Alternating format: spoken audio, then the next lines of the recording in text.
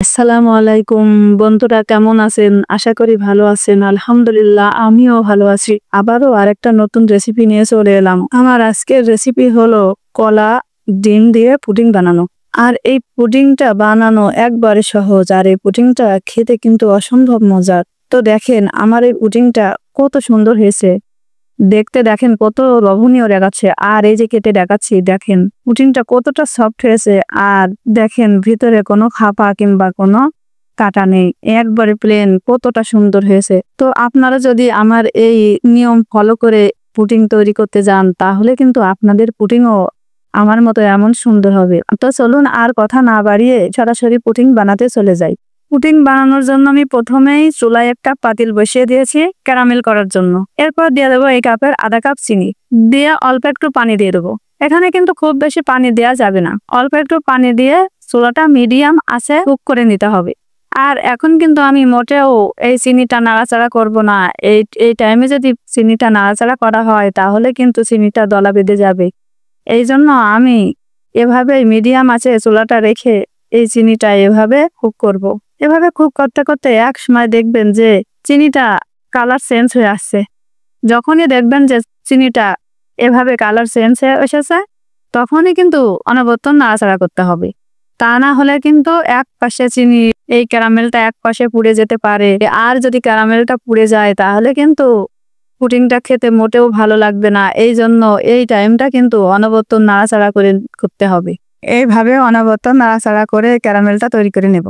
আর খেয়াল রাখতে হবে যে ক্যারামেলটা একবারে যাতে কালো না হয়ে যায় তাহলে কিন্তু এই ক্যারামেলটা একবারে কালো হয়ে গেলে ক্যারামেলটা পুড়ে যাবে, আর সেক্ষেত্রে পুডিংটা কিন্তু তিতা লাগবে।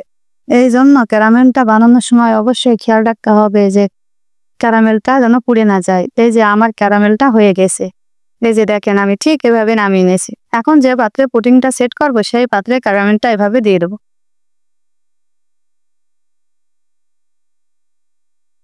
এখন ক্যারামেলটা এভাবে রেখে দেবো ঠান্ডা হওয়া পর্যন্ত। যতক্ষণ না ঠান্ডা হয় ততক্ষণ ক্যারামেলটা এভাবে রেখে দেবো। এখন চলে আসবো কলা, ডিম আর দুধের পুরটা রেডি করার জন্য। এর জন্য আমি একটা প্লেট নিয়ে নিয়েছি। প্লেটে 2টি কলা, এই যে এমন 2টি কলা আমি খোসা ছাড়িয়ে নিয়েছি। এরপর এখানে 2টা ডিম দিয়ে দেব। এই যে 2টা ডিম দিয়ে দেবে। ডিম দেওয়ার পর কলাটা আমি এভাবে একটু ছোট ছোট করে নেব। চামচের সাহায্যে কলাটা এভাবে একটু ছোট করে নেব। নিয়ে এখন একটা মিক্সার জালের ভিতরে দেবো। আপনারা চাইলে কিন্তু এটা মিক্সার জাল বাদেও করতে পারেন। সেক্ষেত্রে চামচ কিংবা ডাল ঘুটানি দিয়ে এটা ভালো করে সময় ধরে মিক্স করে নিতে হবে। তো আমি এখন বলের ভিতরে দিয়ে দেবো। এরপর দিয়ে দেবো এই কাপের আধা কাপ চিনি। আপনারা আপনাদের স্বাদ অনুযায়ী চিনি দিতে পারেন। আমি এই কাপের আধা কাপ চিনি দিয়েছি। আর দেবো এই কাপের 3 কাপ দুধ। এই দুধটা আমি আগে থেকে জাল দিয়ে ঘন করে ঠান্ডা করে নিয়েছি।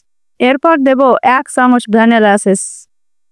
এই ভ্যানিলা এসেন্স দেওয়ার কারণেই ডিমের গন্ধটা থাকবে না, আর পুডিং থেকে ভালো একটা সুগন্ধই বের হবে।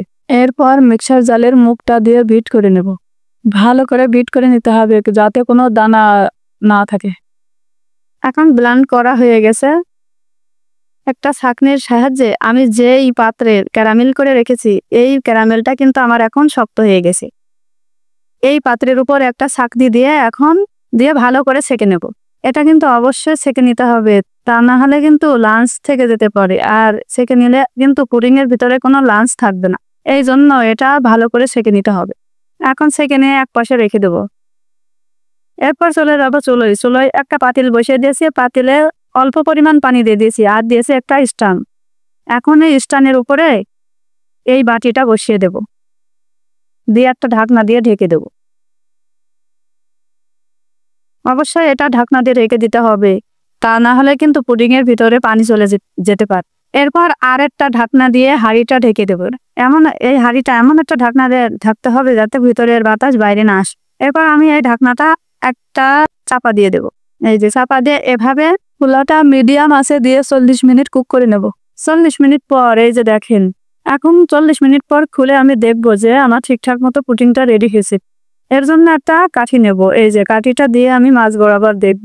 এই যে দেখেন আমার কাঠিটা একবারে পরিষ্কার, মানে পুডিংটা আমার রেডি হয়ে গেছে। এখন চুলাটা বন্ধ করে দেব, বন্ধ করে ঠান্ডা করে নেব। ঠান্ডা হয়ে গেলে নর্মাল ফ্রিজে 2 ঘন্টা রেখে দেব। নর্মাল ফ্রিজে 2 ঘন্টা রাখার পরে এই যে দেখেন এখন কিন্তু পুডিংটা পুরোপুরি সেট হয়ে গেছে। এখন পুডিং এর চারিপাশে একটা ছুরি দিয়ে এভাবে কেটে নেব। এরপর একটা প্লেট দিয়ে নেব, প্লেট দিয়ে এভাবে আস্তে করে উপর করে নেব। আর এই যে দেখেন কত সুন্দর হয়েছে পুডিংটা। পুডিংটা দেখতে দেখেন কত সুন্দর হয়েছে, আর দেখেন কতটা সুন্দর দেখাচ্ছে। আর বাসাতেই যে এত সুন্দর পুডিং বানানো যায় এটা না বানালে আপনারা বুঝতেই পারবেন না। আর এই পুডিংটা দেখেন দেখতে যেমন সুন্দর হয়েছে, পুডিংটার ভিতরেও কিন্তু এতটাই সুন্দর হয়েছে। এই যে দেখেন কতটা সফট, আমি কেটে দেখাচ্ছি যে কতটা সফট হয়েছে। ছুরি দিয়ে কাটা দেখে আপনারা বুঝতে পারছেন যে পুডিংটা কতটা সফট হয়েছে। আর দেখেন কতটা ভালো হয়েছে দেখেন। আর এই পুডিংটা দেখেন ভিতরেও কিন্তু কোনো ফাঁপা নেই, একবারে সুন্দর। এই যে দেখেন কতটা সুন্দর হয়েছে, এই যে দেখেন। আর এই পুডিংটা দেখতে যেমন সুন্দর হয়েছে, খেতে কিন্তু অসম্ভব মজার হয়েছে। তো আশা করি আপনারাও বাসাতে এইরকম পুডিং তৈরি করবেন আর কমেন্ট করে আমাকে জানাবেন। তো আজকের মতো এখানে শেষ করছি, আল্লাহ হাফেজ।